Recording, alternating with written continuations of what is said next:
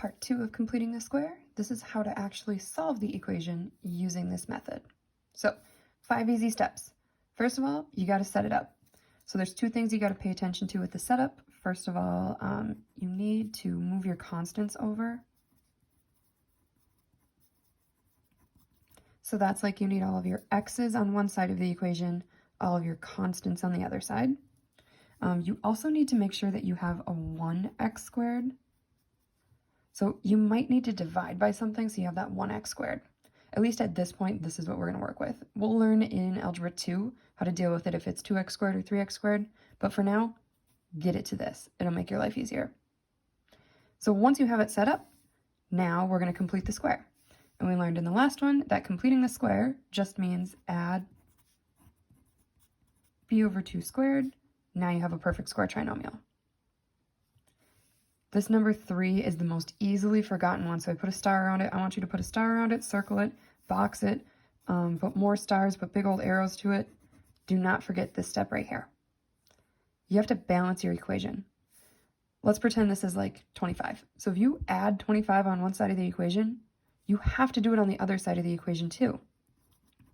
So if you add b over 2 squared on one side, you have to add b over 2 squared on the other side.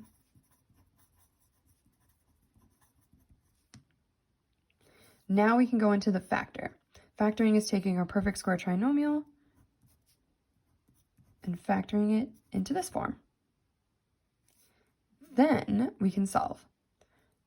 Couple things to remember when you're solving these equations. We are going to square root to get rid of this square. And so remember, when you square root a positive number, you get 2 equations because you have 2 answers. So let's just try a few examples. So x squared minus 16x plus 15 equals 0. First of all, I'm going to set it up. I got to move my constants over and make sure I've got 1x squared, which I do. This is 1x squared, so we're in good shape there. But I have to move these constants over, so I'll subtract 15 on both sides. And I'm just going to leave that space there. Next, I'm going to complete the square, so that's adding b over 2 squared. Here's my b. So negative 16 divided by 2 is negative 8. Negative 8 times negative 8 is 64. So add 64. Now we've got a perfect square trinomial. Don't forget about number 3, balance. I just added 64 over here. I've got to add 64 over here. Now I factor. I'm going to turn this thing into something squared. And this equals, let's see, negative 15 plus 64. That is 49. So this one, when you factor it, just like we learned the other day on part 1, this is just x plus b. And b is, oh my gosh, it's b over 2. So this is negative 16 divided by 2, negative 8. So now I factored, and I'm at the last step, solve. So I'm going to get rid of this square with a square root on both sides. So I get x minus 8 equals 7, because that's the square root of 49. But remember, we've got 2 equations. It's 7 and negative 7. And then I solve both. So I get x equals 15 and x equals 1. Perfect. Let's try this one over here. X squared minus 18x equals negative 17. We're going to set it up, move our constants over. That's already done. Make sure that there's 1x squared. Already done. So we're going to jump right into the complete the square. I'm going to add b over 2 squared. So b is negative 18. Negative 18 divided by 2 is negative 9. Negative 9 times negative 9 is 81. There's a perfect square trinomial. After I've completed the square, now I need to balance. So I add 81 here. I've got to add 81 over here. And then I factor. I take this guy and turn it into x plus b over 2 squared. b is negative 18, so that's negative 9. X minus 9 squared equals negative 17 plus 81 is 64. Now I'm at the solve stage. Get rid of the square with a square root. The square root of 64 is 8 and negative 8. So there's my two equations. And then solve. X equals 17. And x equals 1.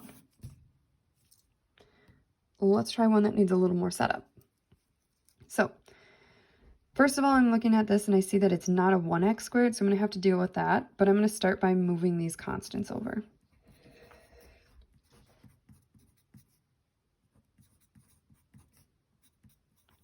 And now to get rid of this 2, I'm just going to divide everything by 2.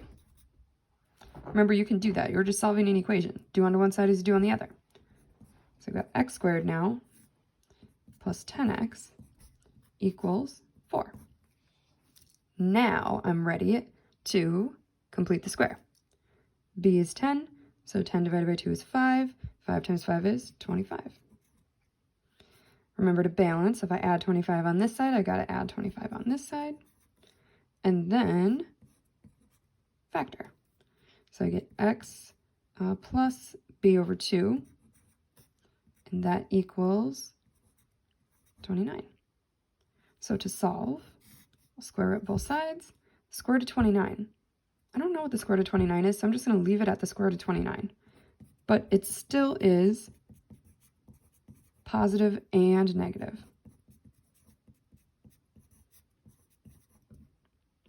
And then I just subtract 5.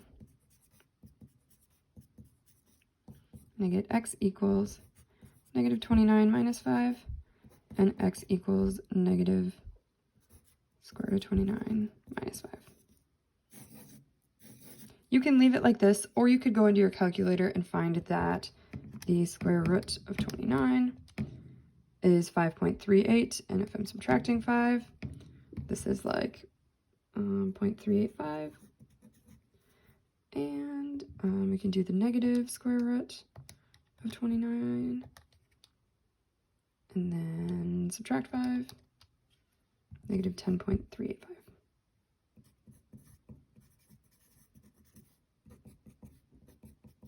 This would be the exact answer when you have the radical sign. This is the rounded answer. I'll take either one right now.